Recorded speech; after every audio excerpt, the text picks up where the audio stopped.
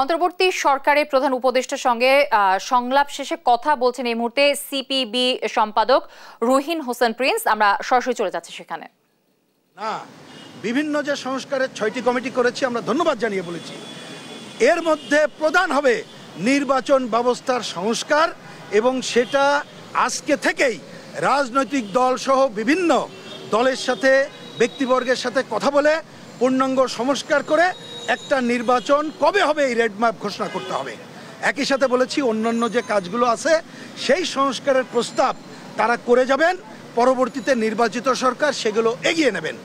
এর বাইরে আমরা তাদেরকে দৃষ্টি আকর্ষণ করেছি এই সরকারের এমন কোনো কাজ করা উচিত হবে না যা মানুষের কাছে প্রশ্নবিদ্ধ তাকে করবে।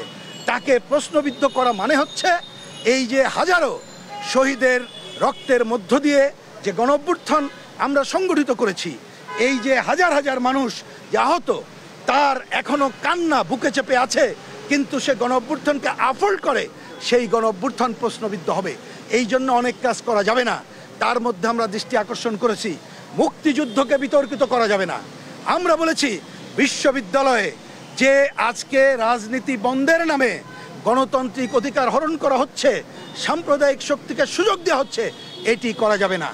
আমরা বলেছি বিশেষ ট্রাইব্যুনালে এই যে হত্যার বিচার করতে হবে, কিন্তু আমরা দেখলাম অপরাধ ট্রাইব্যুনাল বা এরকমের জায়গায় বিতর্কিত ব্যক্তিদের নিয়োগ দেওয়া হলো, এক দখলবাজের পরিবর্তে আরেক দখলবাজ হলো। এই সব ঘটনাবলী কিন্তু মানুষকে প্রশ্নবিদ্ধ করবে এই অন্তর্বর্তীকালীন সরকার সম্পর্কে। সেটা আমরা চাই না, কারণ অন্তর্বর্তীকালীন সরকার তারা দ্রুত প্রথমে এসে যেটা এই সরকারের প্রধান বলেছিলেন, আমাদের কাজ রাষ্ট্র চালানো না, আমরা একটা ভালো নির্বাচন দিয়ে যার যার কাজে ফিরে যাব। আজকেও আমরা সেই কথা বলেছি, এবং আমরা যতটুকু বুঝেছি আমাদের সাথে প্রায় ঘণ্টাখানিক খুবই সৌহার্দ্যপূর্ণ পরিবেশে আলাপ হয়েছে। সেই আলাপের মধ্যে ওনারা আমাদেরকে, আমি দুটি কথা উল্লেখ করেই শেষ করি, প্রথমত বলেছেন যে অনেকগুলো সংস্কারের সব প্রস্তাব আসবে, ঐক্যমত যতটুকু হবে সেটুক তারা গ্রহণ করবে। আমরা ধন্যবাদ জানিয়েছি।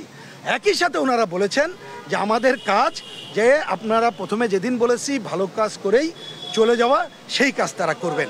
আমরা আশা করব আপনাদের সকলের সহায়তা নিয়ে বাংলাদেশের মানুষ তারা সহায়তার হাত বাড়িয়ে দেবে, যাতে করে তারা তাদের সৎ উদ্দেশ্য সফল করতে পারে। এই সৎ উদ্দেশ্য যদি সফল করতে তারা না পারে, আরও বেশি দেরি হয়, তাহলে অপশক্তি যে কোনো সময় যে কোনো ঘটনা ঘটাতে পারে, সেই কথাটুকু তাদেরকে আমরা মনে করে দিয়েছি।